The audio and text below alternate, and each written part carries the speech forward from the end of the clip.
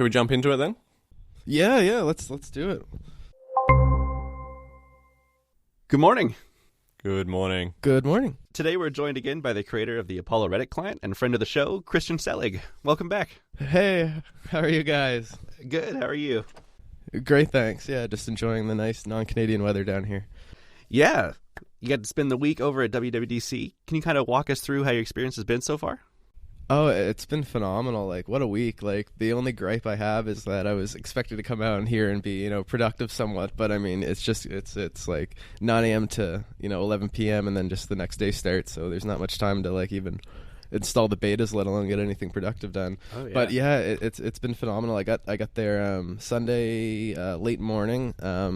I flew into San Francisco, and then I just got an Uber down and then picked up, like, the registration and everything. And then there were a few events Sunday, and then basically went to sleep, and all the madness started Monday morning. Wow, that sounds intense. Yeah. You pretty much hit the ground running, which, yeah, I don't know if I adequately mentally prepared for it, but it's been something.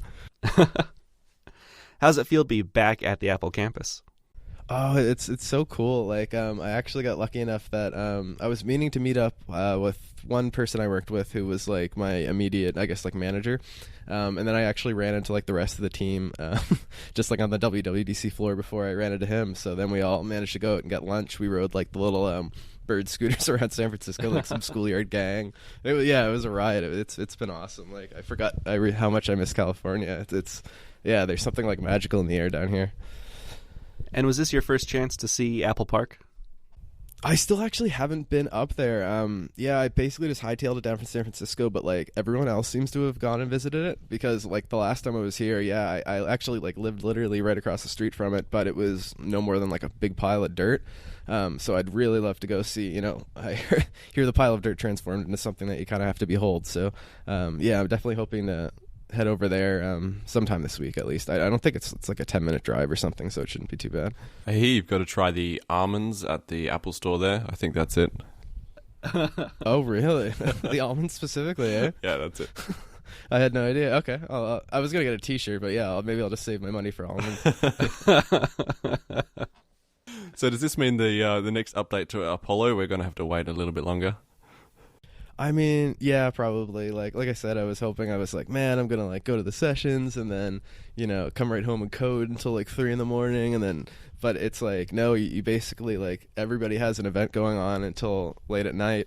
And then, I don't know if it's the jet lag or just so much going on compared to, me sitting at my computer all day at home. But yeah, like you get back to your Airbnb and you're just like zonked. Like I can't bring myself to like open my eyes long enough to do anything. Oh, that's fair enough. It's for a good cause though, definitely.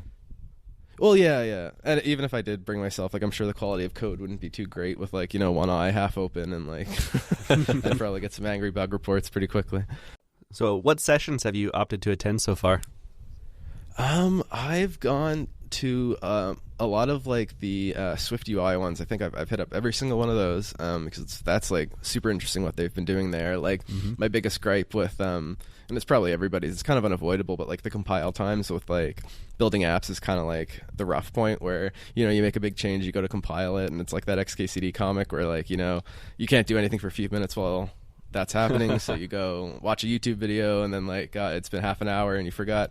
So like the Swift UI stuff is like, it's crazy. They'll like, change the color to blue and like Xcode, and then like instantly it manifests on the like built-in simulator thing, so you can just see everything so rapidly versus like making one small change, waiting a minute for it to show up on the device. Like it looks like that just looks like something that they've been setting up for ages, and it's gonna like pave the way forward for a long time coming. So that's something. But of course it's really hard to say. Oh, sorry, go ahead. Yeah, no, there's so much I could go on forever. Oh, that's fine. No, I was just going to say I saw a tweet of yours, something like the downside of Swift UI is you have to wait until everyone's on iOS 13.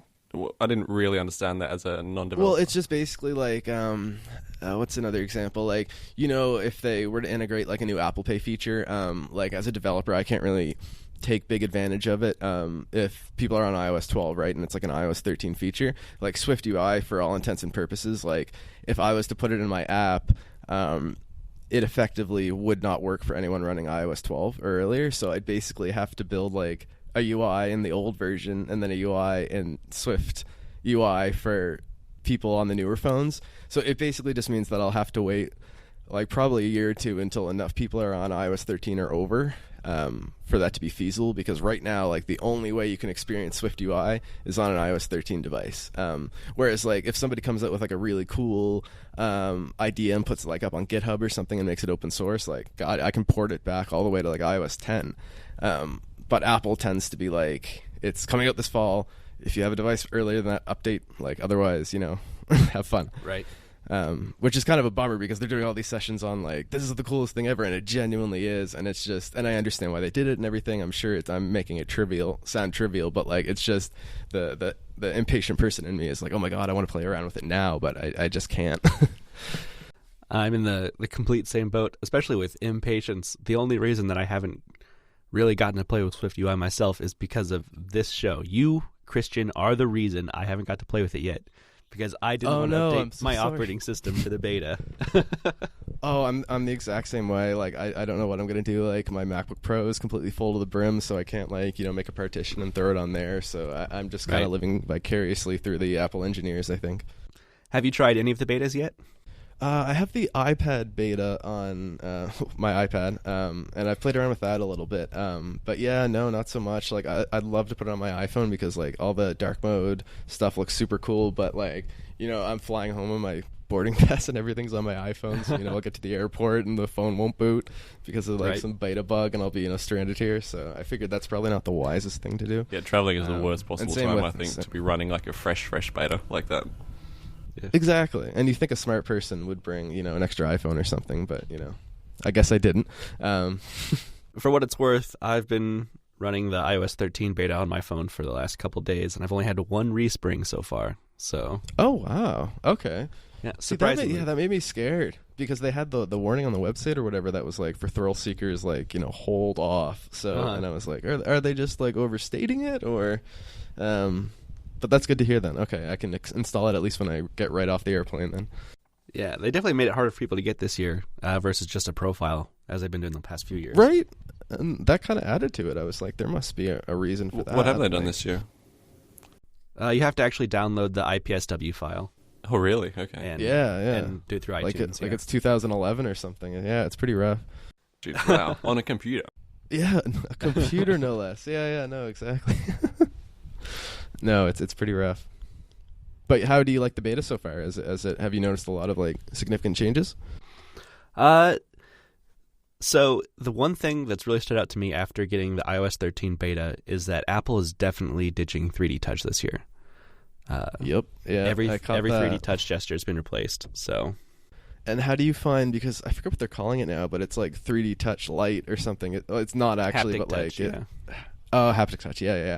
Have you, like, I have it on the iPad, which never had 3D touch, obviously, and I'm having, maybe it's too early to tell, but I'm having a heck of a time, like, even triggering it, like, getting down the timing almost. Like, I think, like, I guess I end up holding it too long or too short or something, but I either end up, like, for the 3D touch home screen stuff, I end up, like, either launching the app or going into, you know, wiggle mode. So, yeah, I don't know. I'll have to see. But it would be cool if it works well, because then I could put, like, you know, the 3D touch previews, quote unquote 3D touch, on like some of the, like, the iPhone XR and everything for like viewing like media and stuff, which would be really awesome. Yeah. So I happened to see that there was maybe the greatest meetup ever occurred this week, where you met up with the Reddit iOS team. Yes, that was so cool, and I completely have to thank Will, who's also a friend of the show, for that. I was meaning to meet up with him, and he's like, hey, I just met up with the Reddit people. Like, do you want me to, you know, like, hold them here for a sec for you to come down and say hi? And, yeah, so I guess Will, like, organized all of it, and it was super cool for, like, I guess it would have been the 5 of us just to, or no, it might have been 6. Yeah, just to, like, talk shop a little bit and say hi, because, you know, we never really have a face to the name. And, yeah, like, no surprise, but yeah, they're like the nicest guys ever, and one of them actually like went to university, like, you know, maybe 45 minutes away from where I live, so back in Canada. So it's a small world, and they're the nicest guys you could come across. So they didn't see you as a threat or anything? No, I think, well, and like, to be honest, like, just looking at the App Store, like, I think like ranked 25 in the news category, and they're like ranked number 2. So like, you know, looking off, if I was to do some mental math, they're probably getting like an order of magnitude more downloads than me. So if there's a competition, it's a little one-sided. So I definitely think, yeah, they definitely didn't feel threatened. That ranking is only because they put the Reddit app button on like every single Reddit website. That definitely helps, to be fair. Yeah. Well, hey, if it works, it works. I mean, like, if I'd put it there. If they said Apollo could go there, yeah, like, I have no shame. All right. Well, we've got a large keynote to get through. Kind of hoping to walk through everything that's changed and maybe just kind of get your thoughts along the way. Okay, let's do it. All right. We'll try to go in order here. So the first big announcement on Monday was tvOS. Hang on. You missed something, David. What did I miss? Sorry. It's not tvOS, but For All Mankind by Ron Moore. I guess it does kind of fit under the tvOS category. But it's TV Plus. Even more important. Oh, right. Oh, yeah, they did they actually showed one of the trailers off, didn't they? Yeah, that was really good. Did that stand out to you, James? They did, yeah. It did stand out to me. Mostly because it's by Ron Moore, who's the director of Battlestar Galactica, which I hold close to my heart, and also some Star Trek. I didn't really know that, but I'm a peripheral fan of Star Trek. So it's shaping up to be a good TV series, I think, and probably one of the first ones I'm actually interested in. Yeah, like, I don't know if it was like the Apple hype in the air or whatever, but I was like watching it and I was like, that actually looks really good. All right. Now can we go on to tvOS? You may. Yes, that's fair. All right. There's not a lot to talk about compared to everything else today, but they did redesign the home screen with full screen previews, and probably the big feature is multi-user support. I don't know. Did you hear the cheers when they said the PS4 support for the controllers? That's true too. That was. But yeah, no, the multi-user stuff will be really nice. So can you sign in like with a separate Apple ID and everything, I imagine? That's what it looks like, yeah. Yeah. No, that'll be nice. And you switch users by, I assume, swiping from the edge of the control pad to bring up like a control center overlay. And then you've got your little avatars there to switch user. And I couldn't believe how quickly they glossed over this, because this is a massive feature, and they spent like all of 15 seconds on it, really. And like, yeah, you can do this now. Well, this is huge. This is multi-user support on Apple TV. I mean, they have had kind of this kind of implemented before. I think before you could go into like settings and have multiple Apple IDs in there, and it kind of applied to a few sections of the Apple TV. But yeah, this is next level, and right, exciting stuff. But I also agree that Xbox and PS4 controllers being supported is very exciting. Well, like, and I'm kind of late to the party because I only got an Apple TV like maybe 2 months ago and that was like my first one ever, and I just I wanted to try out some like AirPlay stuff in Apollo, and I realized like I had no way to do that. So yeah, I guess I'm still the current UI is still brand new to me, so I guess I'm really excited for the new one too, though. There's got to be an audience for Apollo and the Apple TV as well, I would say. Well, the tricky thing is like YouTube's API is so locked down that like they really don't want you like exposing like the actual video files. You have to load everything through like a web wrapper, and then the Apple TV has no web wrapper, so tvOS doesn't rather. So you're kind of stuck with like, I mean, you'd obviously be favoring video a fair bit if you were watching Apollo on Apple TV, and no YouTube would kind of be a bit of a bummer. I don't know. Maybe you can bounce people into the YouTube app temporarily. Yeah, I've never seen any app that behaved like that. So, yeah, it doesn't sound like something that's there at the moment. No. Maybe one day.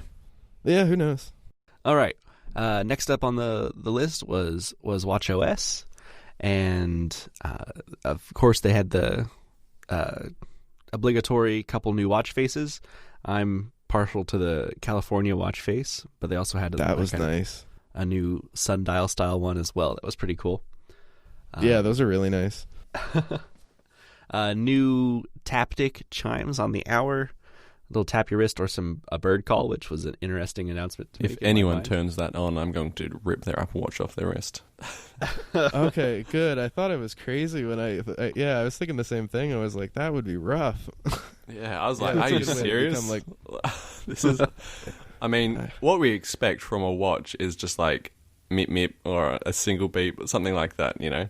But to have like a bird best, call, yeah. and it's not even like a single call, it's like a trill. I don't know what you call bird calls. Yeah, it was a full-out mating call or something. That's right, yeah. You're going to get swooped by a magpie who thinks that you're another magpie every hour. Yeah, you think they would have found that in beta testing. Yeah, but I think most people actually have their watches on silent, so I don't think this will be a huge problem. Yeah, no. Moving on, Apple added kind of 3 new apps: the audiobooks app, voice memos, and a calculator. Oh yeah, those all sounded really helpful to have. Like, I'm partial to pCalc myself, so I've never really wanted a calculator specifically, but the voice memos one would be, at least how they demoed it, it seemed really useful to just be able to jot something down while you're kind of out and about and don't have something proper to really write a long thought. Yeah, and I think just in my experience with the beta so far, if they make a few tweaks to the complication, it'll be perfect. I've been using an app called Just Press Record on my watch, which actually just puts it puts a record button on the face of my watch. I just press it and it starts recording. Unfortunately, a voice memos app isn't quite there. There's a voice memos complication, but you tap it and it brings you into the app, and then you still have to press record. So yeah, I caught that. That seemed a weird choice, but yeah, if they can streamline that a little more, I will definitely ditch my other app for it. Yeah, no, that's... Yeah, I was curious. Maybe they're afraid you're going to accidentally hit it somehow and end up recording. But I mean, I guess if the other app hasn't had that issue, I don't see why they'd... Oh, it does. Be fearful of that. Oh, it does. Oh, okay. Well, yeah, maybe there is something there then. They also announced independent apps for the Apple Watch, and accompanying that will be its own app store. Yeah, that was really interesting. So, like, I wonder if can you only get in the App Store if you're independent then? Or is that just going to be... I assume it's everything, right?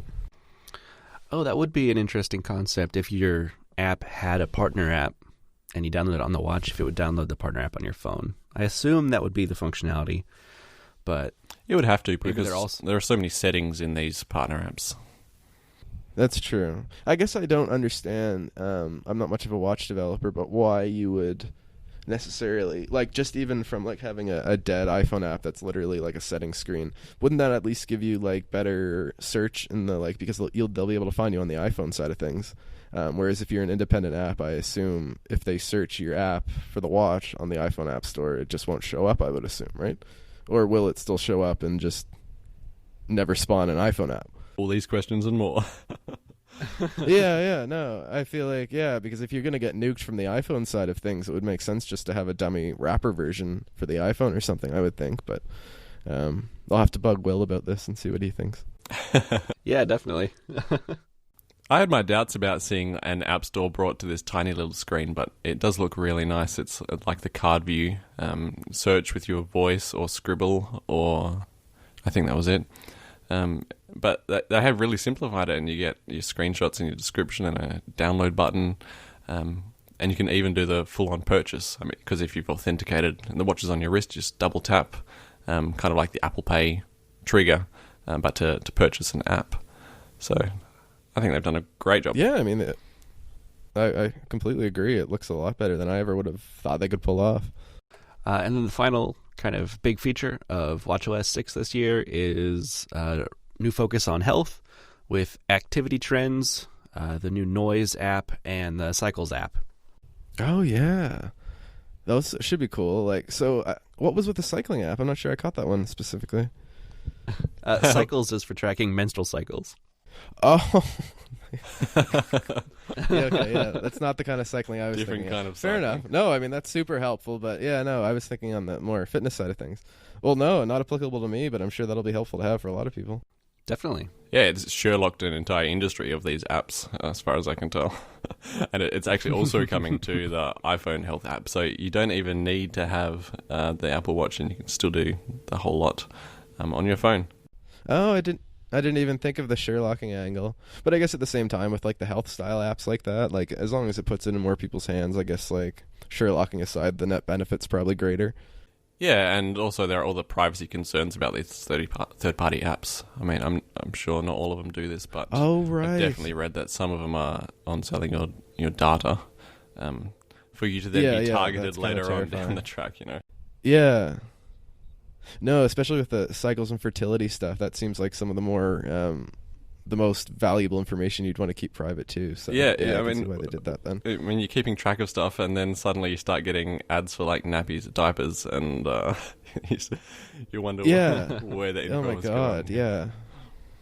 Yeah, that's a lot different than, getting an ad for cat food because, you searched it on Amazon. Yeah, that transcends a different category altogether. Exactly. All right. Anything else on WatchOS before we move on?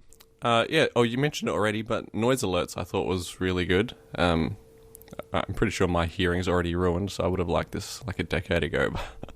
But The ship sailed? Yeah, the ship has sailed.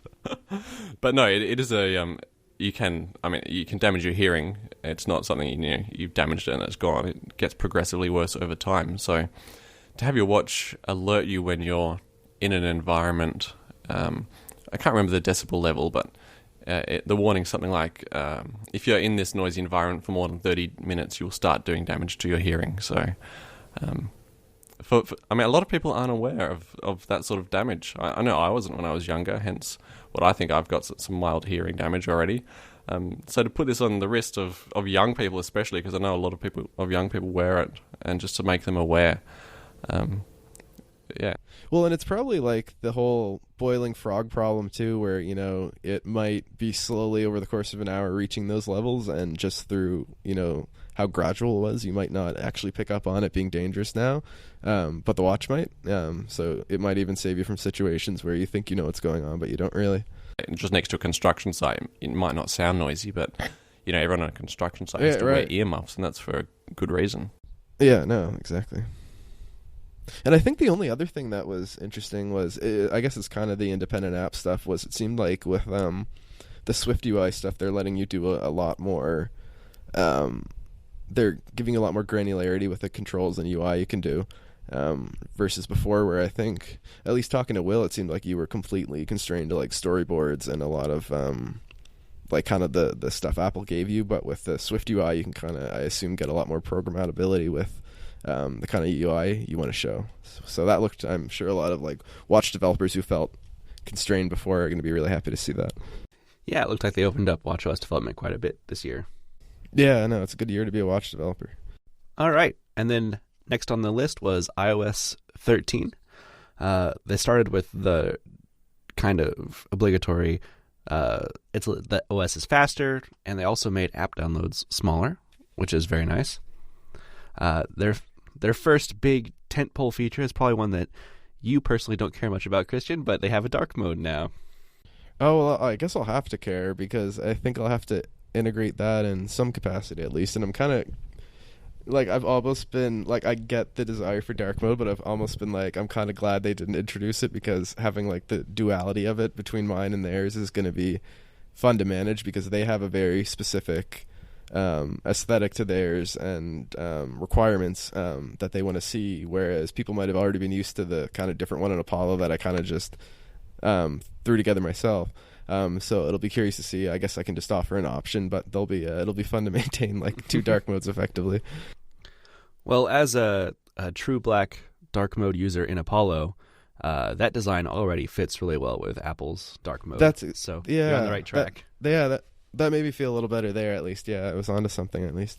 I'm surprised they went with the pure black mode, because a lot of people were, quoting that it was too harsh or something.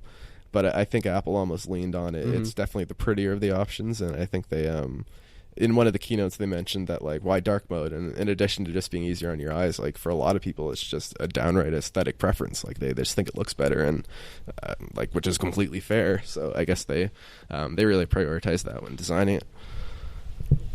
Yeah, I know. OLED screens and a true dark mode was one of the biggest things that I missed. I was a big Windows Phone fan, and they had, was black, wasn't it? Yeah, the whole OS was very black. So I'm happy to see that iOS has kind of adopted that. Were there a lot of OLED screens on the Windows Phone side of things? Yeah, it felt like actually Windows phones were some of the first phones to get OLED screens, and I think it was specifically for the reason that Windows Phone was such a black operating system. Okay. So first to get OLED, but not first to get any users.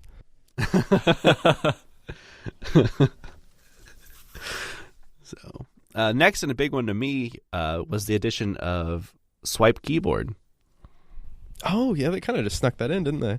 Yeah, they did. Everything was snuck in, really. Everything was like a sentence and then whip on to the next feature, which was also amazing.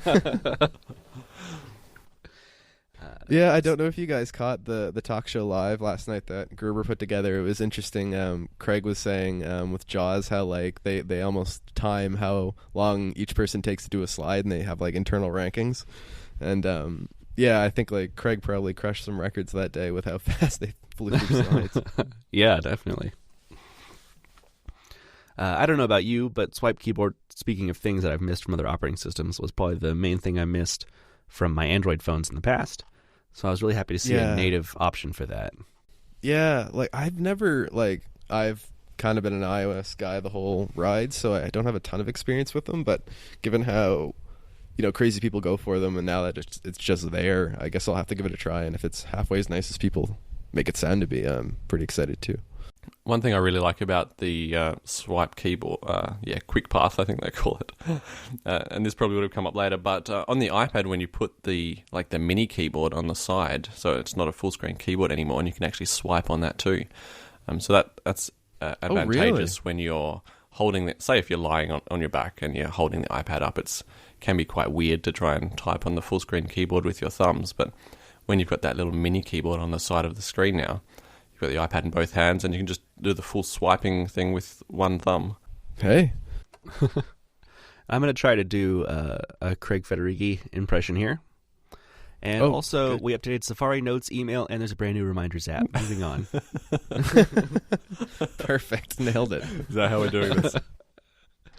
Kind of have to get through it, don't we? Yeah, well, okay, I'll try this a little more in detail. Safari got some desktop class support, including a download manager, which will be really nice for a lot of people. Notes app, I'm not even sure what they changed in that. I just know they said they changed it. I didn't pick up on that either. Nothing jumps. I think they talked about the dark mode looked pretty good for it. I think they kept some texturing to it, but sure. I can't remember anything outside of that. The email app got some rich text support, which will be nice. Man, I already thought it had that. Yeah. And then the Reminders did get a completely ground-up redesign, which they did not spend any time explaining, but no, did look very nice. Yeah, hopefully that speaks to like how intuitive it is that they don't need to explain it. You'll just pick it up and get everything. I love your optimism. Yeah. So, well, surprisingly, maybe not surprisingly, it is a completely rewritten app. It's not a new skin on top of the old Reminders app. When I downloaded the iOS 13 beta and launched it, it said you can migrate your Reminders to this new app, but once you do that, any devices running the old version of Reminders won't get them anymore. So, ooh, like what they did with Notes. Yep. Well, yeah, that's a good sign then, because the Notes revamp was pretty awesome. So they've got their crackpot people on it then, I'd say. And Reminders does seem to be a little more intelligent now. For instance, if you tag a person in a reminder, the next time you're having a conversation with that person, like sending them an iMessage, a reminder will pop up prompting you to do whatever your reminder says, I guess. So a little bit more intelligence there will be handy. Hey. And then the next big thing was their maps features. Maps themselves are going to be more detailed, and a big thing is look around, which is what they're calling Street View. Yeah, no, that looked, to be fair, it looked like Street View on steroids, where like from at least maybe it's just how they mapped my area, but it's almost like just a bunch of dumb flat images that you can carousel through. But this looked like they like use the iPhone's portrait mode to like 3D render everything. So you could go up and down the street and actually like look around with proper depth rather than looking at like a tilted image. Because that shot of them like flying up the street was nuts. And not only that, but all businesses will have information pinned to them in the Street View, which I think really hints at maybe a future AR glass in the next couple years. Oh my God, they have to be, right? Man, what struck me about this is how much it gave the impression that Google has been just resting on their laurels with actual Street View, with their version of it. I haven't seen any major updates come to Google Street View in like a long time now, and Apple's just blown past them. Me neither. Yeah, well, I guess we'll just have to see though how many places they do it in, because I think they were. Was it the new maps from the overhead view they're hoping to do by the end of the US by the end of the year rather, or is it all of the interactive street stuff?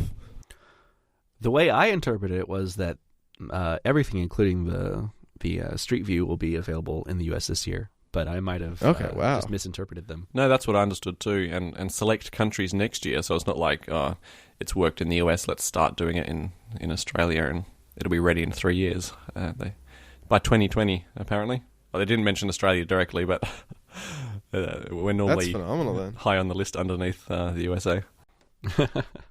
Yeah, well, hopefully they'll make it across our border too. Because that's super ambitious. Then they must be, flying up and down the streets as we speak. Yeah.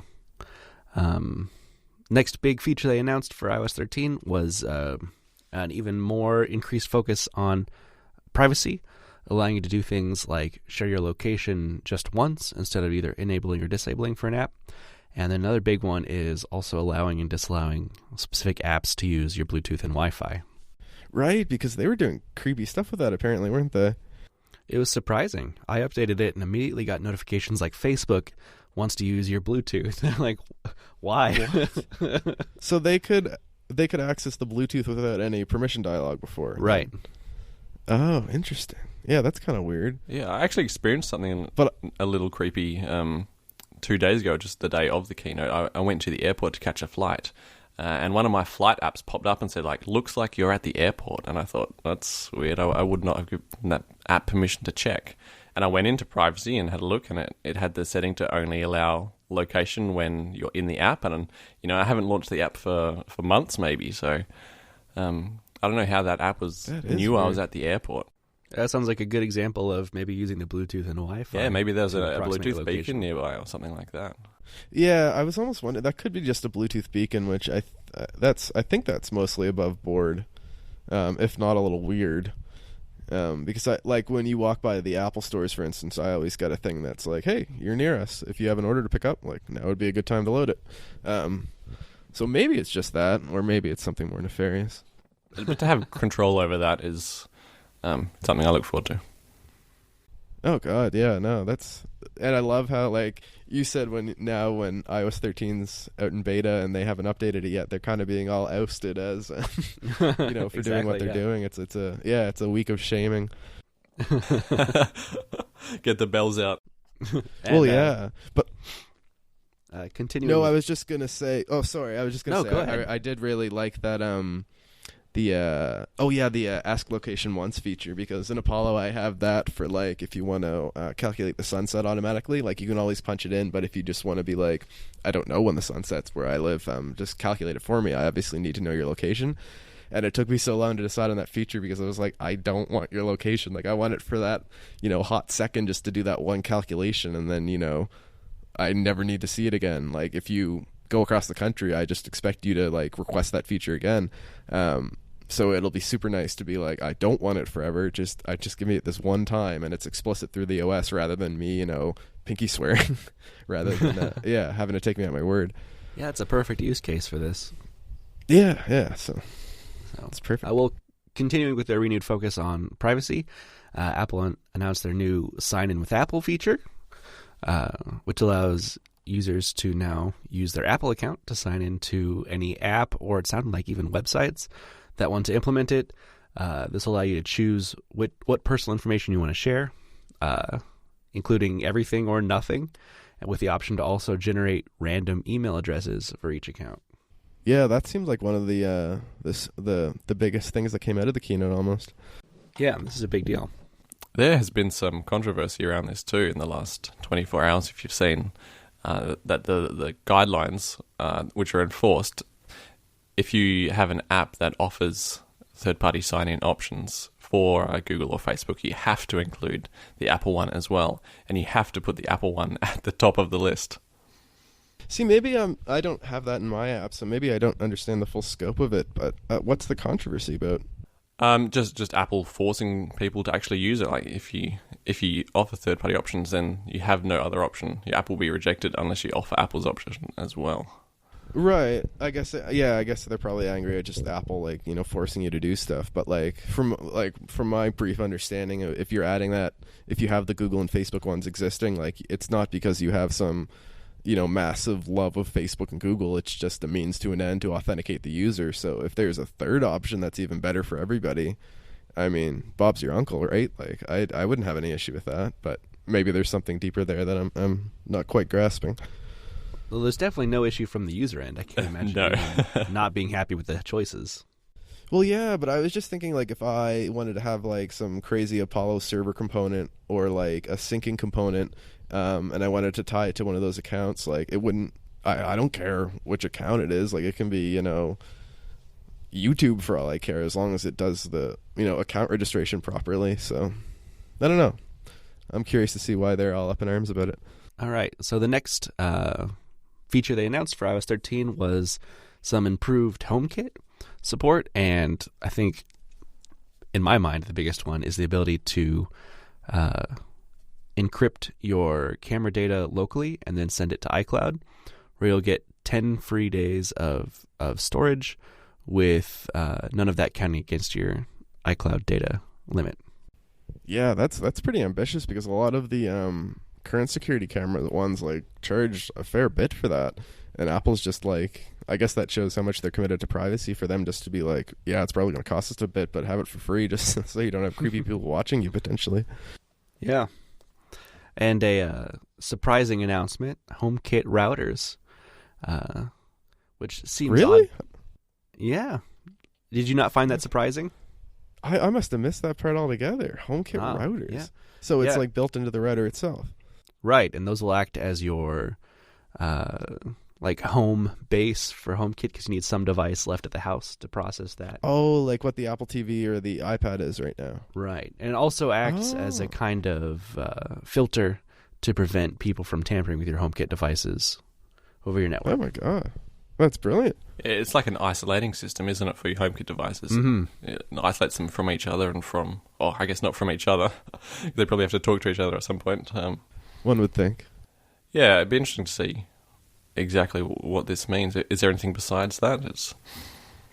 Is it an entire OS, or just a little feature? Or yeah, this will be a select feature that some routers will have built in. I think starting with Linksys and a couple cable providers will have the HomeKit functionality built into their routers. It's too bad Apple doesn't make a router or something. That would have been perfect. Can you imagine?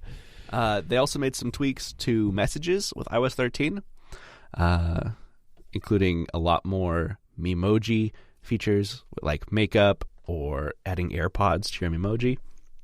And then also the ability to share your photo and name with anyone you're messaging to kind of keep things in sync, like you would see on any other messaging service like Facebook or WeChat. That one's really nice. I thought I was always crazy, but I got added to a WWDC iMessage group for developers, and yeah, it's literally just all 1-844-221-3316, and I'm like, I have no idea who's talking ever. So whereas you jump into literally any other messaging service, and everybody's got a full name and profile picture, so that'll be really nice to see. Yeah. I'm definitely a little OCD. All my contacts have to have photos. So this might actually be annoying. This might be annoying for me if they start overriding my contact photos with just a picture of their Memoji instead. I think I'm actually happy to have my my own photos overwritten for the most part. We'll see what people end up doing with it. But most of mine, you do it once, and after a few years, the photos get a bit stale, the person changes, or that sort of thing. So yeah, most of mine are probably pretty old, if I have any. I got a lot of initial contacts, if you know what I mean, with the 2 letters. Yeah. I found a great app called Vignette on the App Store. And yeah. it goes in your contacts and then it goes through your social media and any other public profiles that people have and pulls their profile pictures from that to keep you up to date. Right, Casey List made that, didn't he? I have that downloaded. I need to actually go through it and set that up because that would probably be the answer to all my prayers. I was hoping it would be, but it only got like half my contacts. So. Oh, okay. And you're lucky. I guess I just don't have much data on my contacts, but I got like 5 out of the 1,000 or whatever that are in the list. But I mean, I'm not blaming the app for that. It's just that I don't think I really added Twitter handles to people's contact cards because that's never how I would try and find someone's like Twitter account. That's fair, yeah. I guess you kind of need to have that filled out. They also made some tweaks to photo and video, including quicker access to the photo editor and the ability to edit videos now. Right, you can even rotate them now. That almost got a standing ovation. It did. Yeah, that alone will be really nice. But actually being able to edit them somewhat is, that's been a long time coming. As someone who takes a lot of photos, they added a white balance adjuster finally to the Photos app, so I don't need to use third-party apps anymore to adjust the white balance, which a digital camera will often get wrong, so it's nice to have that. I'm just seeing, just above that, in my notes, I wrote more shitty portrait lighting. So, so tell us how you really feel.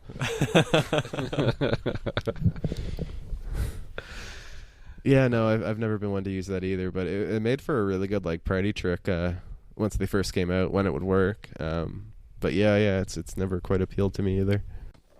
I think the portrait mode itself can be pretty good, but the lighting effects have never been good. Exactly. Absolutely, yeah. I echo that completely. Yeah. Also, it seems to be the app that gets changed the most across any Apple OS. The Photos app got redone again. Right.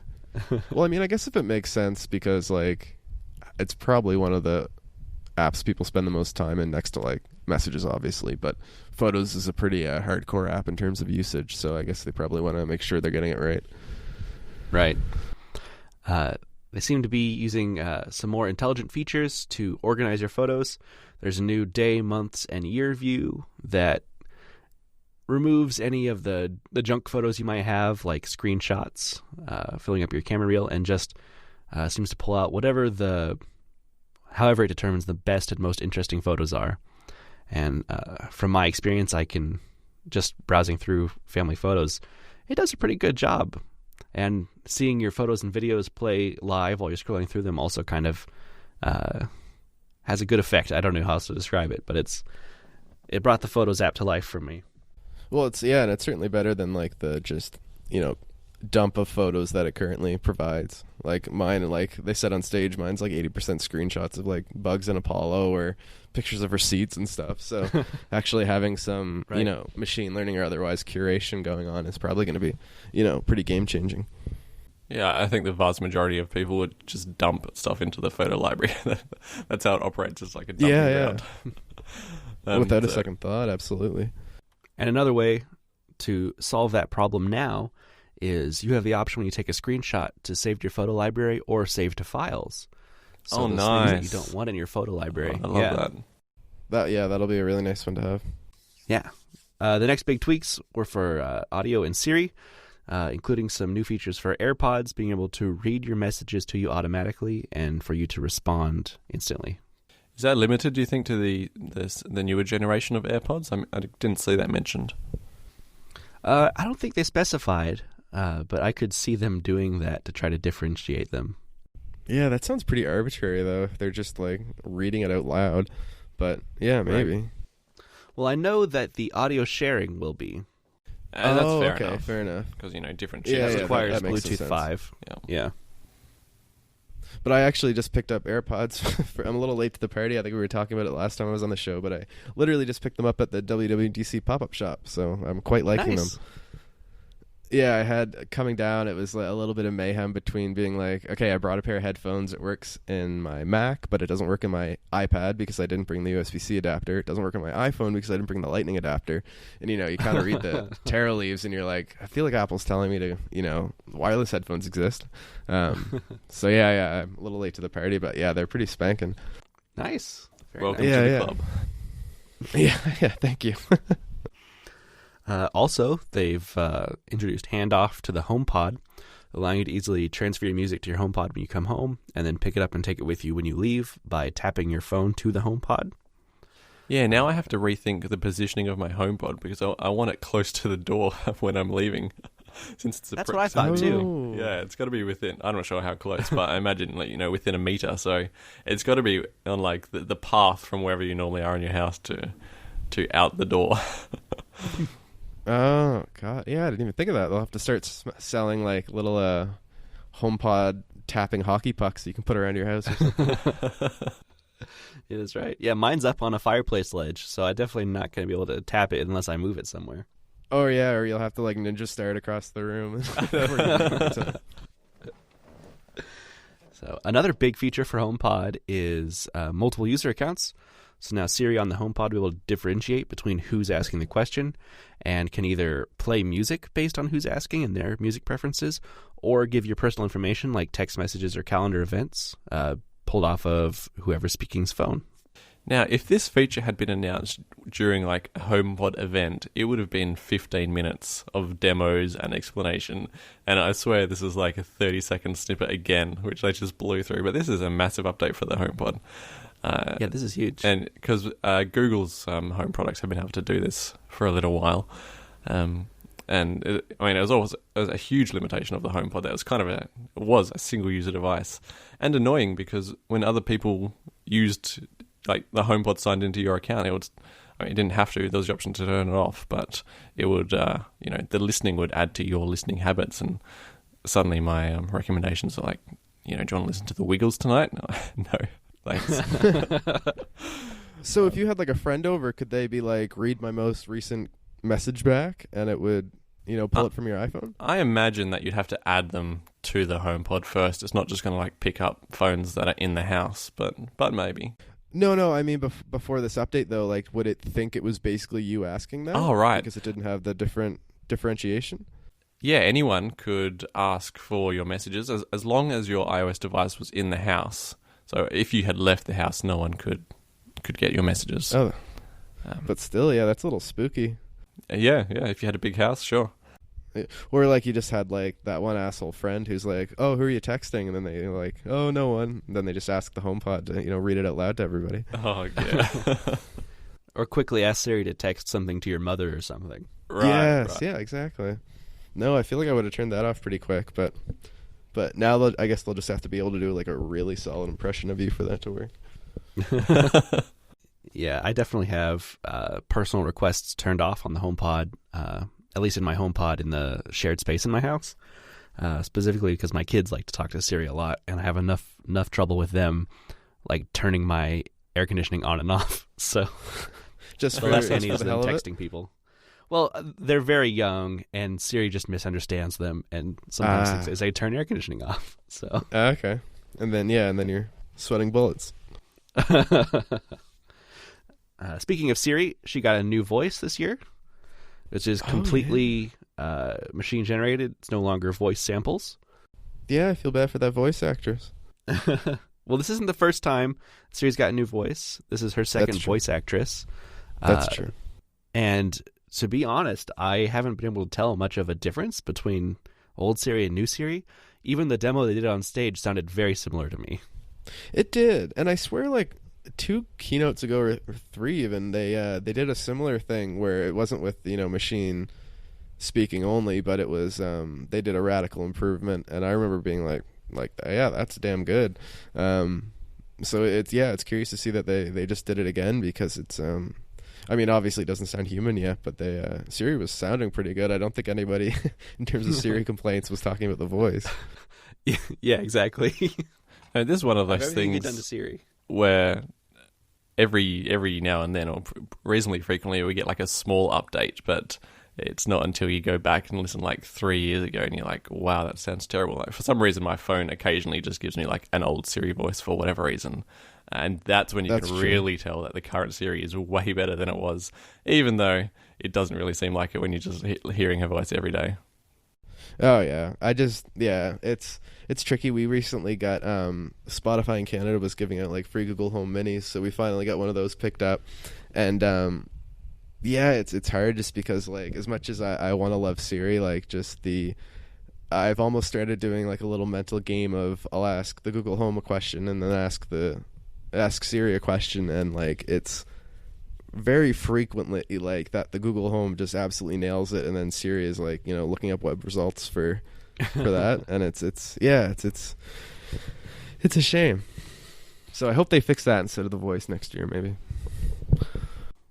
Final big thing they added to Siri this year is you can ask her to play live radio for you now.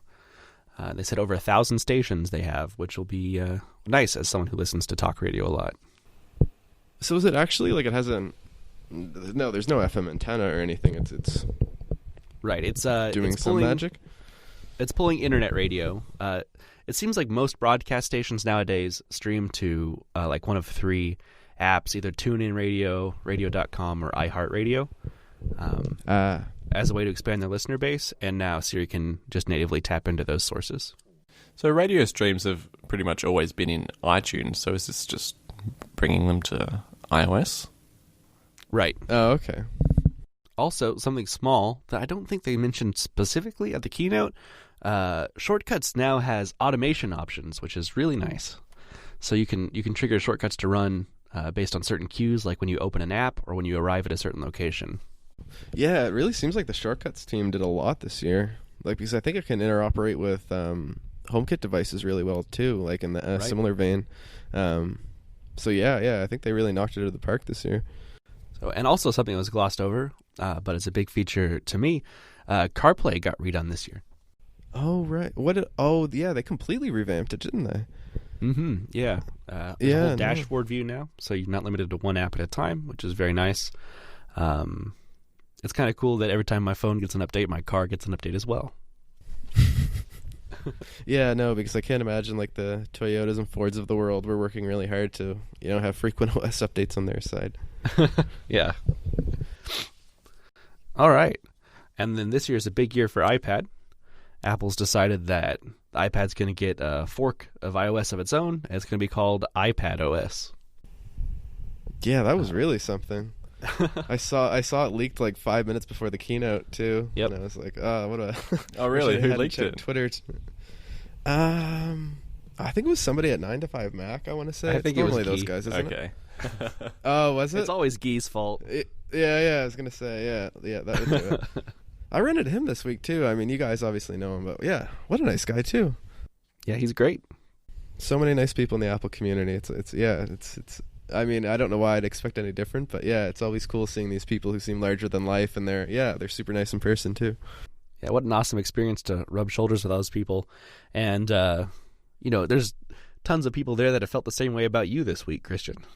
Well, yeah, no, it's like I said to a few of them, it's so weird. Like, I'm from, middle of nowhere in Eastern Canada, and, I've never literally in the 4 years since I've been working on it, haven't had a single soul, say they know anything of Apollo. And like to have had a few people come up this year and be like, hey, I really love your app, is just like, I'm literally just, I think I'm bumbling, not knowing what to say, because it's never happened to me before, and it's crazy. Well, it's a good thing you had those pins as kind of a conversation piece then.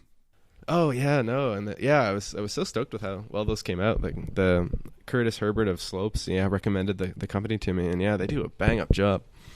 Yeah, they look great. I'm definitely going to be ordering a few when you have them available online. Oh, no, I'll send you guys some special. Yes. All but right. yeah, no, I ran. Or sorry, I was just gonna say, yeah, I ran out of them too quick. Was my only gripe with them. I think I was a little too generous with giving them out, and by the end of Tuesday they were gone, and I'm here for another 3 days. All right, so let's talk about these new features in iPad OS. First of all, the home screen got a bit of a revamp. The app grid is now tighter, so you can have more apps on the home screen at once, and you're also able to pin widgets to the left side, kind of just like your Today view is permanently swiped over. Have you installed that, like the new beta yet? I don't have an iPad, but I'm very tempted to go buy one just for that reason. Because I saw they put like a tighter home screen grid, like you said, and by God, when I installed it, I was like, this is very different. Like, it literally looks like the icons are like 50% smaller. Like they're Really? Yeah, no, it's substantial. Like, it took me a second to be like, these are tinier tap targets. Like, they're not hard to hit by any means, but they're a lot smaller. And I still haven't figured out how to do the pinning thing. I don't know what I'm doing wrong, but on stage it looked like they just kind of like swiped over and did something, and they started appearing. But Yeah, that certainly looks like what they demoed. Doesn't swipe from the left. yeah, it kind of still does, like, for me at least, the old iOS 12 thing where it kind of just it does like the slide over thing, and it's just kind of chilling there for a bit. But maybe it's a beta 2 thing, or maybe I'm just dumb. We'll have to see. Well, as someone who's gotten a chance to use the new iPad OS, do you think, I was having this debate with James before you joined us, do you think it's worth it for me to go out and buy one right now just to play with it when a new iPad update will be coming out in 3 or 4 months? Like a new iPad update hardware? Right. Is that what the rumors are saying? Apple seems to be on a 1-year cycle for this, and so about October time frame we should be seeing at least a spec bump in terms of a new processor. So that would be for the iPad Pros, right? Not right. Because I thought just a few months ago, didn't they release like a new iPad Air or something, or am I crazy?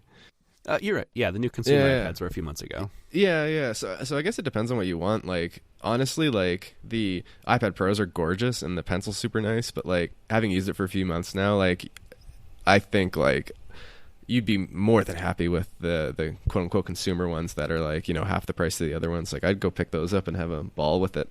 Like, the main draw for this is superficial for me, and just that it's much nicer to operate with the pencil, where it kind of like travels everywhere with it and it charges really easy, which seems ridiculous to pay like twice the price for.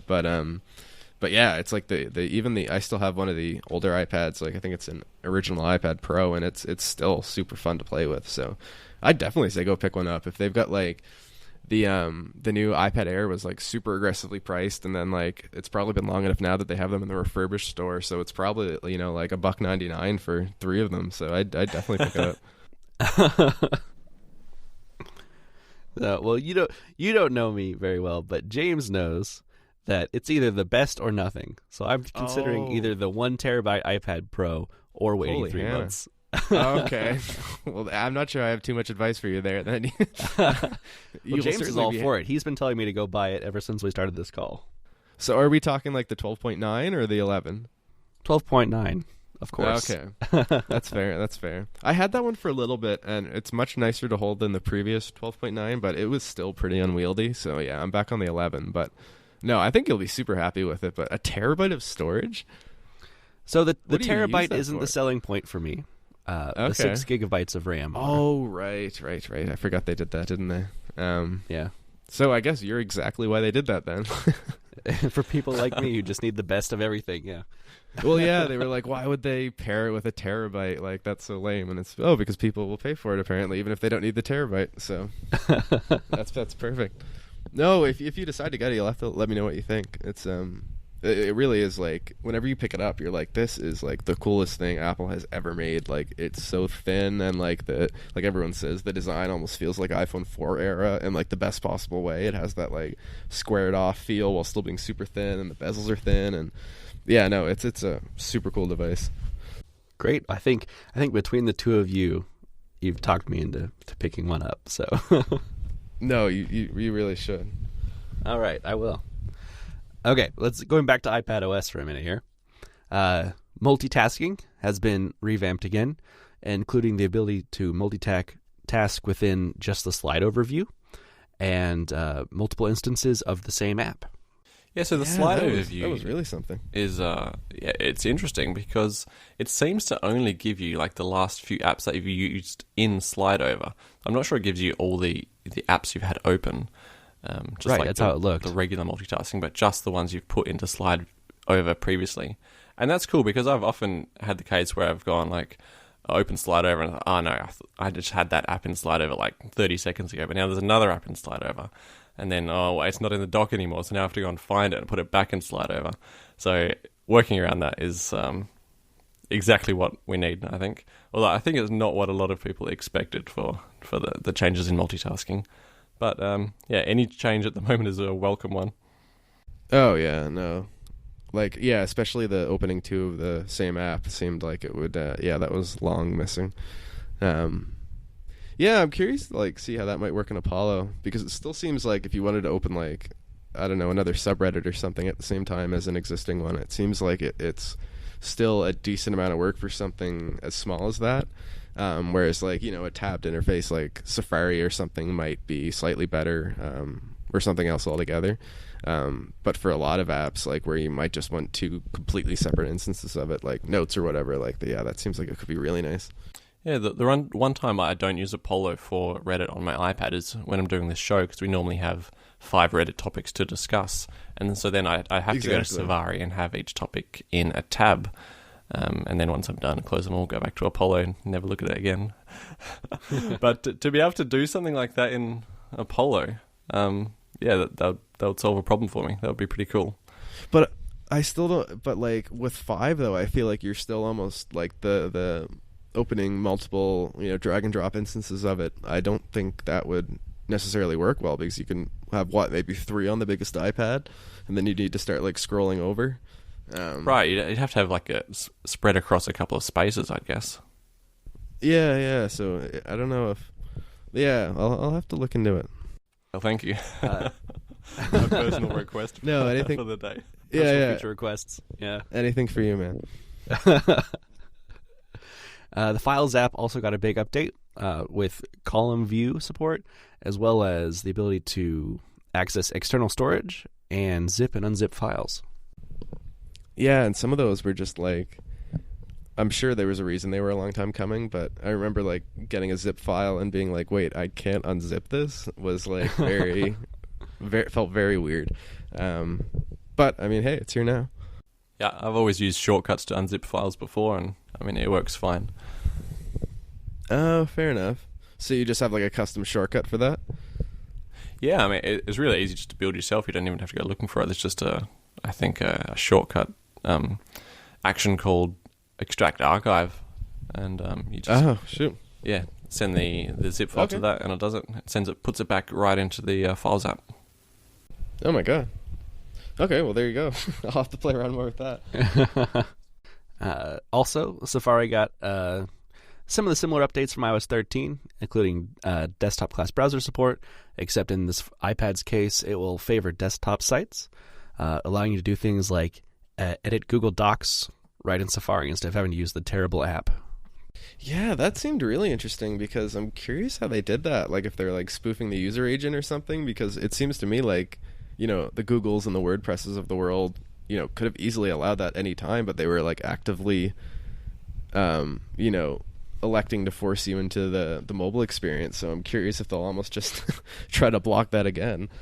I'm most curious if the sites where request desktop site doesn't actually work properly, if those sites will actually show the desktop version as well, because that's where I get most stuck with Safari and iOS. Yeah, and there's a fair few of those I find where I'll be like, come on. And they still refuse to, you know, give me the desktop website. So maybe they figured out some magic there.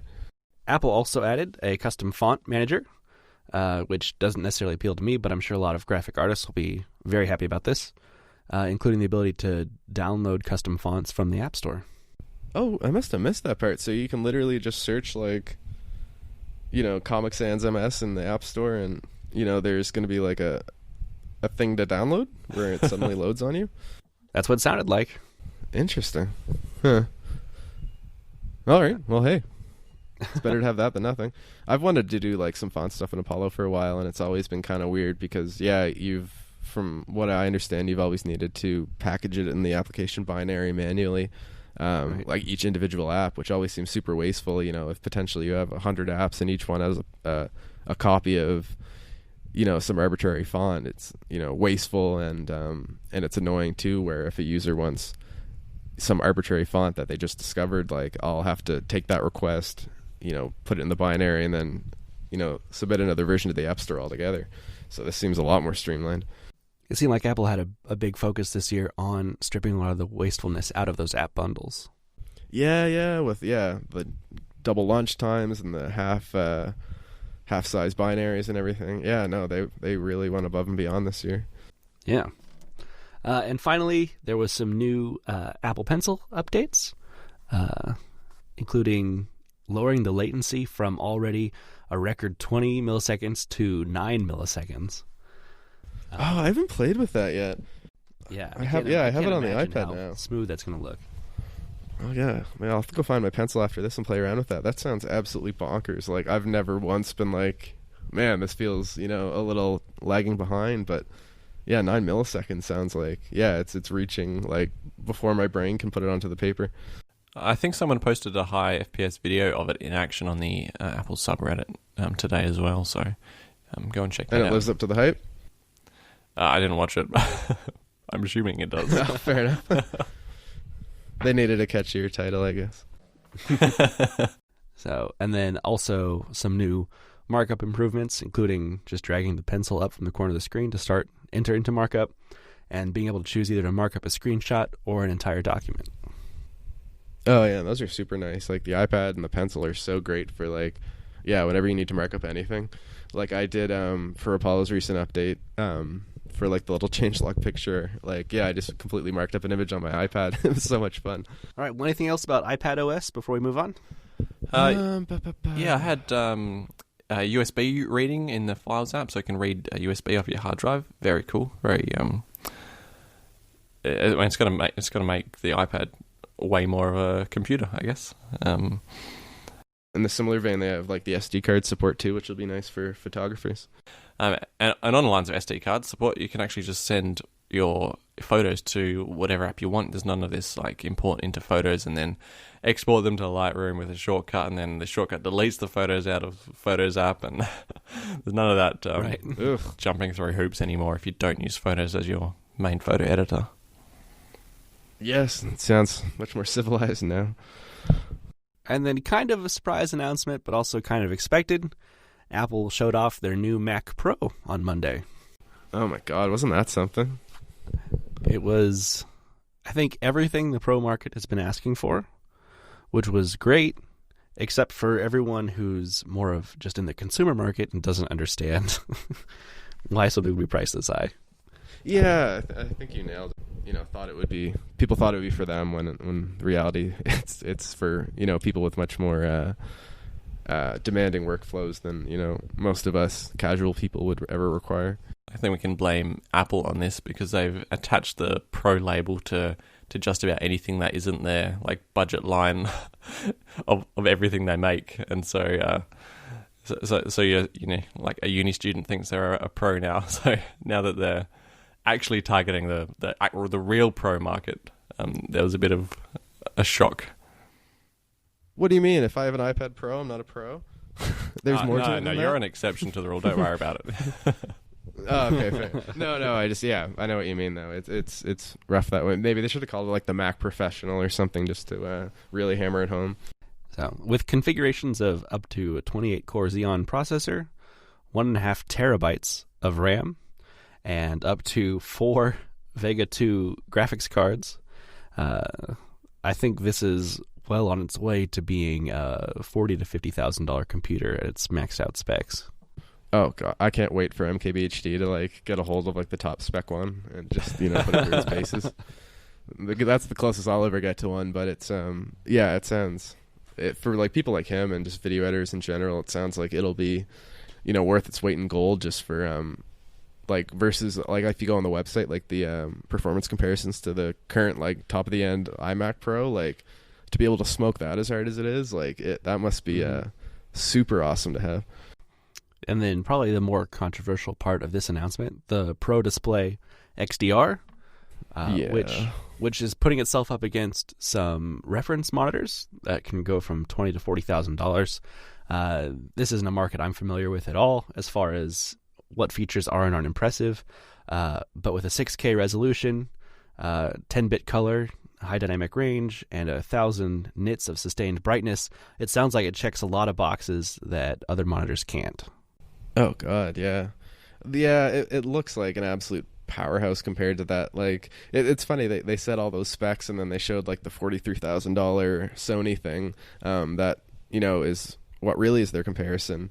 And it was almost funny that they never took a jab at like the aesthetically, like the Sony looked like it was from 1995, but the Apple display looks like it's something. It looked like absolutely gorgeous. Yeah, I don't know the market of reference monitors, but I'm pretty sure they would have picked like the ugliest one they could find as a comparison. That's fair. But I mean, like, given the environment, like, I'm sure they're probably just in some, dark studio room. Like, I can't imagine there's any demand for them to be pretty. But it's nice that Apple's is. I can just imagine you sitting in a dark room with 1,000 nit monitors shining in your eyes. Yeah, that's the thing that blows my mind. Like, I have one of the LG ultrafine ones, and I think it does like 500 nits of peak brightness. Right. And like, I've honestly never once, like, in my room can get pretty sunny certain times of the day. I've never once been like, this is, not cutting it. And like, on the flip side, like, my TV is like a tiny bit brighter than that. It's not one of like the super high end bright TVs, but like, it has decent HDR, and when there's like a scene where people are in the dark and then they light a fire, like, it's enough that I'm like, ow, like, it kind of hurts to look at the TV just because of the jump in brightness. That, like, wow, to have like 1,600 or like 1,000 sustained, like, that sounds like it would be, potentially painful unless you were in a well lit environment. So definitely not for us people just screwing around in Xcode. Which I think is what disappointed me a little, was because like, I used to have like one of the Thunderbolt displays, and those were so nice, and I think those were like, what, $9.99, and I know this smokes that, but I wish they almost just took like the LG Ultrafine and like spray painted it with aluminum paint and called it a day, because that would have been the perfect monitor for me. Like, just put the Apple enclosure around the already great 5K display, and charge twice as much, sure, but not 6 times as much. Are you a portrait orientation fan as well?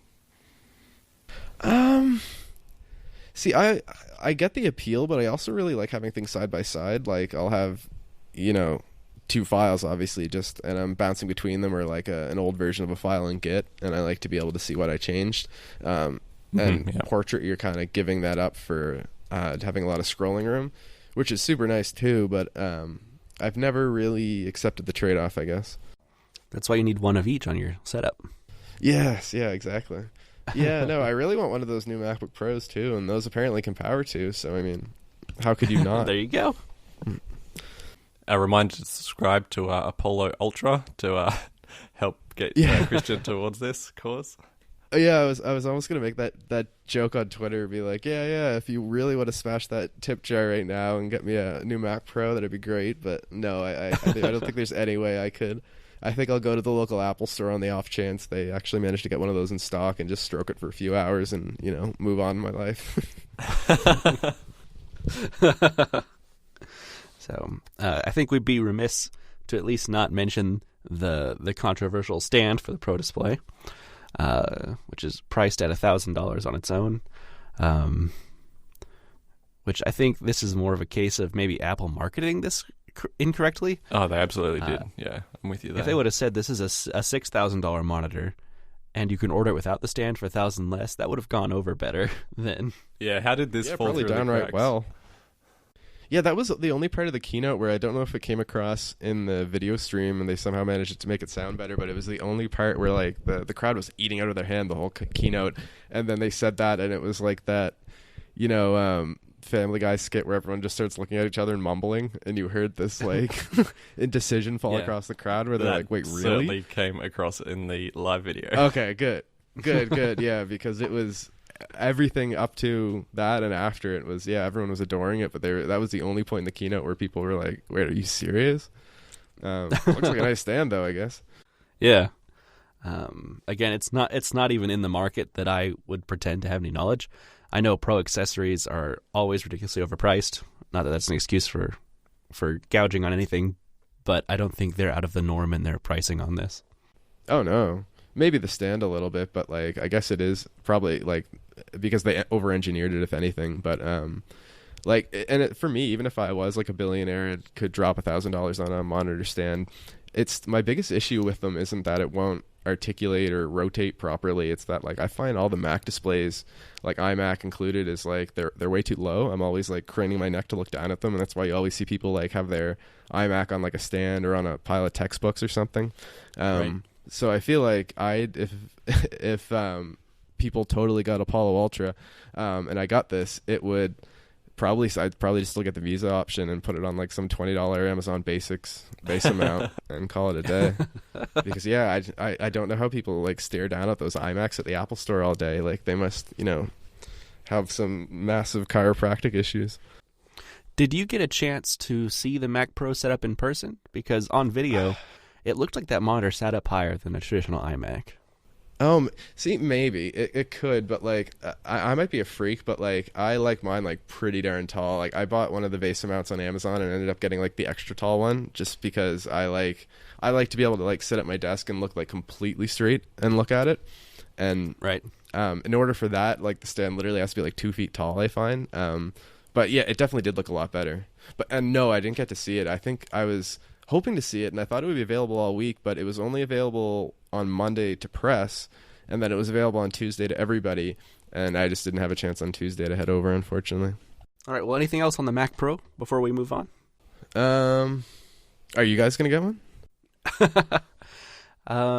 Maybe to complement that new iPad Pro you're looking at? The problem with the Mac Pro is that if I was going to get one, I'd only be able to like reasonably afford the base configuration, and the base configuration is not as good as like what you could do with an iMac Pro. So no, probably it's not. like it's what 8 core 16 thread, like the new, even like the non-Pro iMac, they have that new one with like the 9900K in it where it's an 8 core 16 thread processor. So like it's so weird. Like I almost just wish they took that like high-end iMac non-Pro configuration and made that the base config, because I don't need like, you know, Xeon processors with like ECC memory. Like I just want like, you know, Intel's consumer chips that run really fast and really cheap, and that they put in the iMac and work great.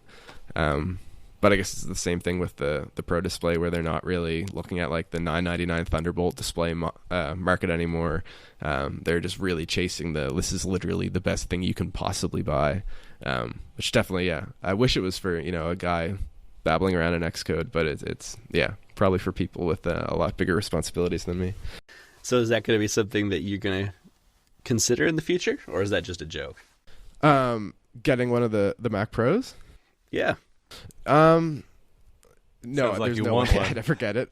Honest, I like no. Even if honestly, even if it was like $1,000, through some, you know, miracle of Eastern Canada promotional pricing or something, I'm so finicky with where I sit. Like I have, you know, fidgety issues, I guess, or something, where like I'll have my laptop docked at my monitors, and then I'll be like, oh, it's really sunny over on the deck, so I'll, you know, go over to the balcony and code out there for a while, and then I'll be like, oh, I kind of want to watch a YouTube video on the TV while I code, and then I'll go to the couch, and like, so I'm bouncing a lot between them, and like just having, you know, my code syncing to every machine, hopefully, and all my keyboard shortcuts and everything always keeping in sync sounds like I'd rather just have like a super souped up MacBook Pro and But just you bring it forget everywhere.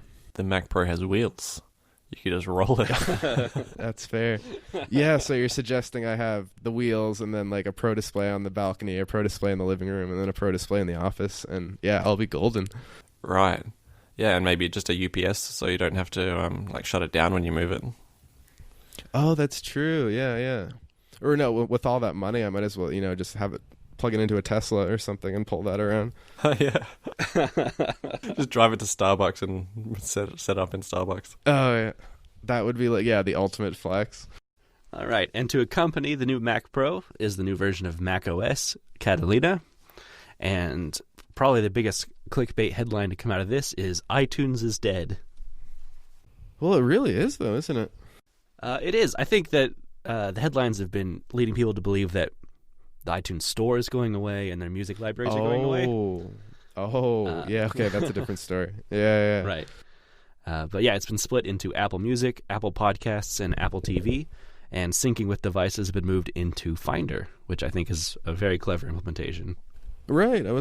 So does that mean if you have if you buy one of the new iPod Touches, what's the situation for like a Windows user? iTunes is staying around for Windows. So, and they're like actually going to keep updating it? I suppose at least for the near future.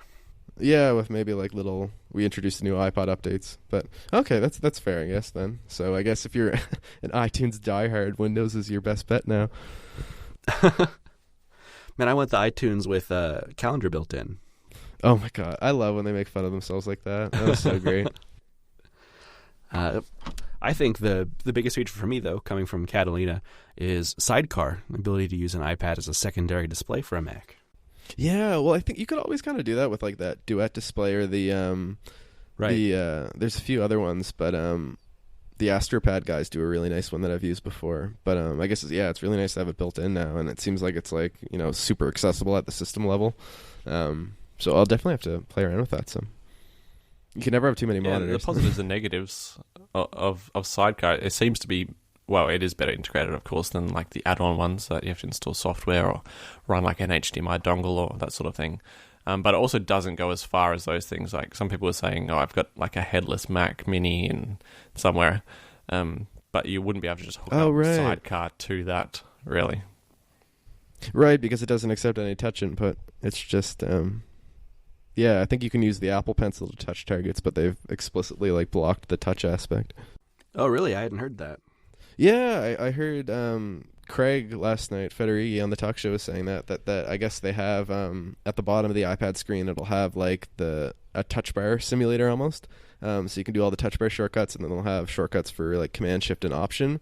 And these are around the border, but the actual main content at the center is completely, we'll just ignore touch-based input unless you have an Apple Pencil, in which you can kind of poke it. Huh, that's good to know.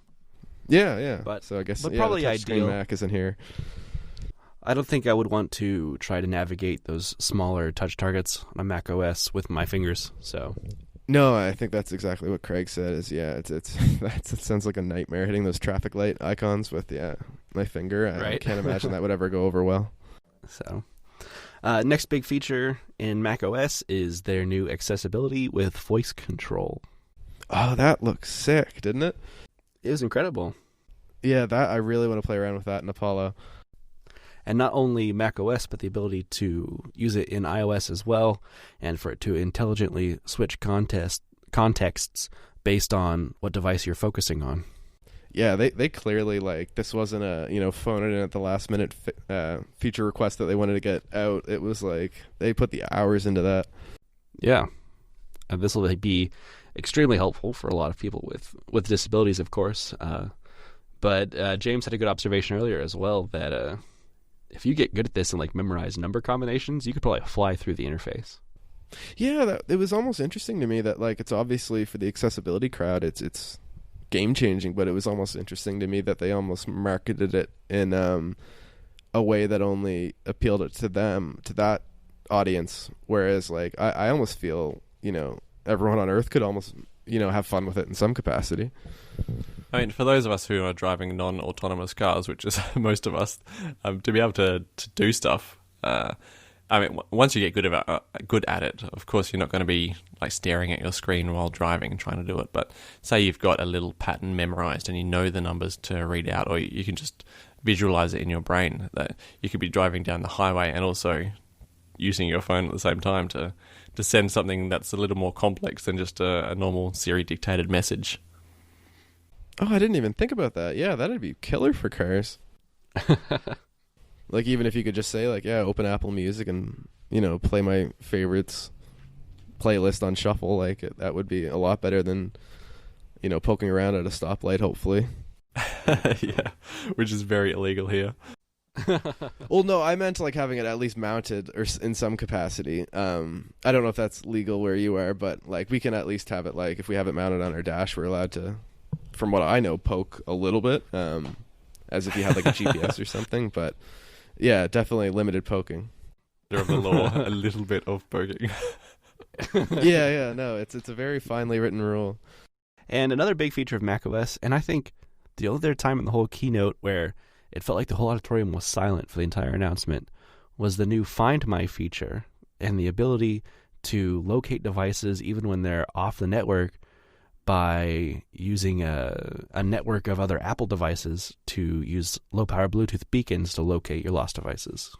Yeah, that looked spooky when they had like the diagram of all the devices around like pinging off each other. It looked like, one of those like biology documentaries where they show the virus spreading, but obviously in a much more helpful capacity rather than negative. But yeah, that looks super helpful. I imagine that's going to save a lot of people a lot of money.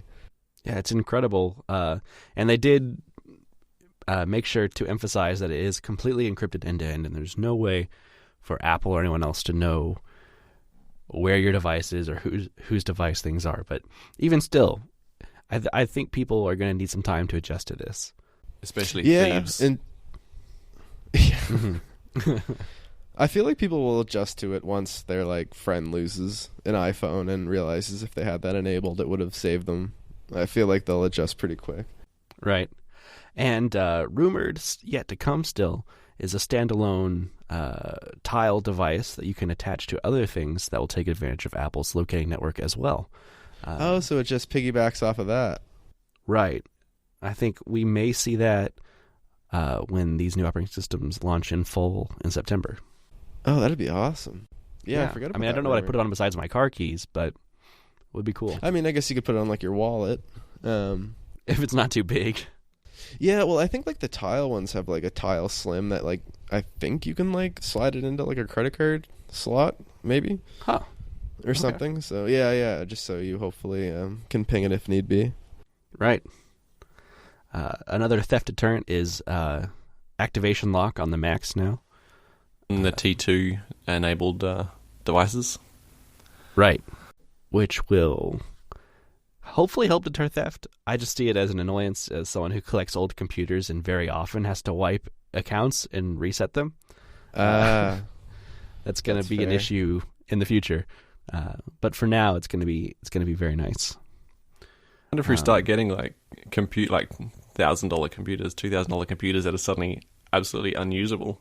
I know there have been situations where people have like been locked out of their iPhones to the point of not being able to recover it just because they've forgotten like everything that was related to the account, like the credit card and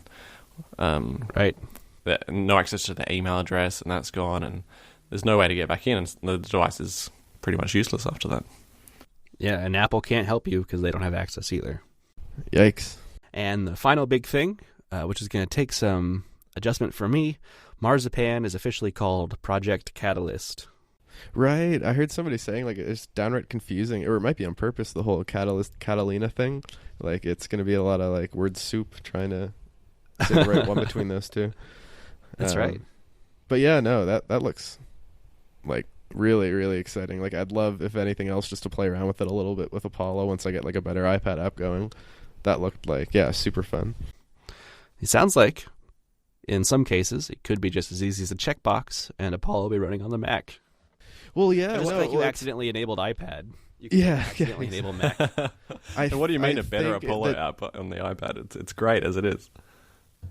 No, well, like, it's funny, like, I went to one of the sessions, and they had, like, I think it was, like, 3 steps, where it was, like, step 1 was, like, enable the checkbox, step 2 was already have a great iPad app, and then step 3 was, like, make it into a great Mac app. And the iPad app's, like, fine as is, especially compared to, like, a lot of the iPad apps on the App Store. But I definitely think, I could take advantage of the size of the screen a little better, and I think stuff like that would really pave the way even better for a better Mac app, because Apollo already feels kind of stretched out if you, like, especially if you're on, like, one of the 12.9-inch devices. Like, if you were to blow it up on that Apple Pro Display XDR and have, Apollo 6K wide, I feel like it wouldn't take the best advantage being one column wide. So, yeah, I feel like for the Mac app, I can't just get away with the checkbox this time. I'll have to probably put the hours in. Well, you say specifically you think you could take better advantage of the iPad, but it's not much of a secret that you've been working quite a bit on Apollo for iPad. Is there anything that you can share about the progress on that? It's the only thing I will say is the opposite of it, where like the last month I honestly haven't done a ton of work on it, just because I've been like, it would be somewhat crazy like a month before WWDC to like completely like, put together big parts of the iPad app and then have Apple potentially go and do something crazy like announce a new iPad OS or something. So I wanted to hold off until like the smoke dust kind of settled and I could see what was going on with the iPad update. And I'm kind of glad I did, because it definitely changes my plans ever so slightly. Like, but I still got a lot of the design done, and I'm pretty confident I'm well on the way to releasing it. I wish I had anything more concrete for you guys, but it's still a bit of work to go. But with the announcements they made this week, it's going to be a lot of fun to finish up the last little bit. We're definitely excited to see what you come up with. Although Yeah, you could no, just have the option of a standalone iPad app written entirely in SwiftUI. That would be something. And I guess a lot of the diehard iPad people are probably going to update immediately to iOS 13, so I don't even think that would be too hard. But yeah, I don't know if I'm good enough at SwiftUI to take such a leap, but we'll see. Well, speaking of SwiftUI, let's dive into the last tentpole of Apple's keynote on Monday, which is new developer tools, starting with some new features for ARKit, including Reality Kit and Reality Composer, making designing complex 3D environments simple for even people who aren't very familiar with rendering engines and the like. Yeah, that was super impressive. Like, I'm not one to know like anything about AR, and it doesn't really apply to anything I do, but it one of those things where you can definitely appreciate it from a distance. That Minecraft demo was it was incredible, wasn't it? Okay, yeah, I take that back. That I would use the hell out of. So kind of the first demo I've seen I've been really compelled to want to use it. They have like an AR kit like bowling simulator where you kind of use like paddles at one of the Swift labs, and it's a lot of fun. It was one of the few things that I was like that I've experienced in AR where I was like, this is actually pretty dope. And I annihilated Will of Nano for Reddit with it, so that was a little bit of a little icing on the cake. Yeah. Anyway, I was just gonna say my problem with the Minecraft AR demo is that they did the exact same demo with the release of the HoloLens like 3 or 4 years ago, and we've yet to see anything actually materialize. So, well, has the HoloLens really materialized in any appreciable manner? I think there's a version 2 of the HoloLens now, but it's still mostly a dev kit. I'm not sure. Oh, okay. But like I couldn't go on to Amazon and buy a HoloLens, I assume. I don't believe so. Okay. But, it's not something I've even Googled in years. No, me neither, which almost makes me think it mustn't be out because of the amount of hype around it when it first got announced. I would think there'd be quite a bit of hype when it got released, but maybe the fact that, iPhones and iPads are actually out right now should help the Minecraft thing come to light. Well, I'm on Microsoft's website now. They have HoloLens 2 listed as a pre-order. Looks like $3,500. Holy crap. It's either Mac Pro or HoloLens. Yeah, no. I'll put that toward my future Pro display one day. The other big addition to ARKit this year is the ability to do motion capture and person occlusion. Oh, yeah. It blew my mind that people were like coding all the occlusion stuff by hand before. I had no idea. That must have been tricky.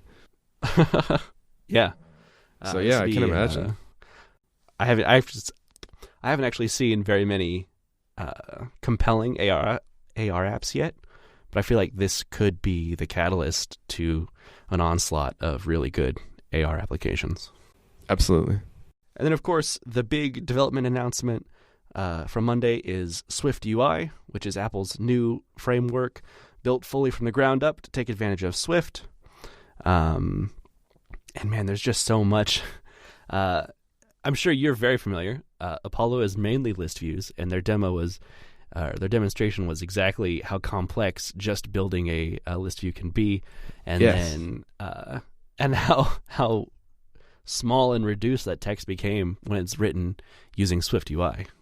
Oh my god, it was incredible. And like not only that, just how fast they were able to iterate on it. It almost made me think like, oh my god, like you don't need a Mac Pro anymore. Like they were compiling changes so quickly, like to views they wanted on screen in 1 minute, and 1 minute they were going to try it without it.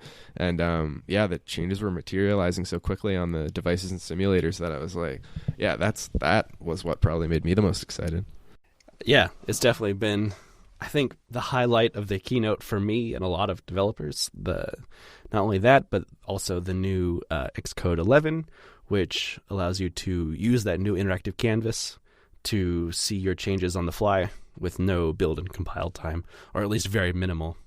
Yeah, they're masking it some way, but it it looks like one of the more incredible things, because I think like most iOS developers, I'm sure you're the same. Like you look at like React Native and all those other ones where I think they call it like hot reload, where they can just hit like refresh and their app is suddenly like redeployed with every change they've made since. is like enough to make iOS developers like drool. So getting like a mini version of that ourselves is like, yeah, game changing, like with no exaggeration. Yeah, I don't think it's a incorrect statement to say that Apple's pulled quite a bit from React and similar frameworks for SwiftUI, not only with the automatic rendering, but also the ability to use components, reusable components. Yeah, no, 100%. But to be fair, I think like a lot of the industries moved that way the last few years, so it's kind of like, yeah, I would almost expect them to at this point. And plus, right. I think a lot of the developers who were working on it on Twitter were saying like this wasn't something that like, you know, last year we saw that React was really hot and we were like, all right, we should work on this. This was like, I mean, you can see from the quality of it that it was like years in the making. So it wouldn't surprise me if it was like, you know, right at the beginning of all the React stuff, they came across potentially a similar idea and were like, you know, let's execute on that. All right. I think that is everything that was announced. This has taken quite a bit of time to get through. I knew it would. Is there anything else that you've learned about the development aspects in the last few days that's worth sharing? I think it's one of those things where I kind of need to like fully, you know, sit down with my laptop and Xcode and go through a few of them to really get the full picture. But yeah, I think we pretty much nailed it. But there's so much to go through and so many exciting announcements that I think it'll be like months before we really understand the full breadth of everything that was announced. Yeah, definitely. I don't know about you, but I texted James this after the keynote. This is the first keynote in a long time of Apple's that I've walked away feeling completely satisfied, not let down on any aspect of the presentation. Yeah, I would completely echo that. Yeah, it was. Yeah, there was. I don't think anybody was. Except maybe the Pro stand. Yeah, that's fair. That's fair. But at least, like at least they gave you the Vesa option to mount it. So it's a little bit of a joke, but you know it's there. Definitely.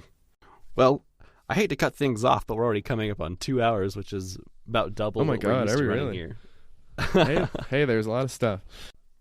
There was a lot of stuff. Before we go, just a quick question. I saw on Twitter a little while back you were working on building your own keyboard. How's that coming?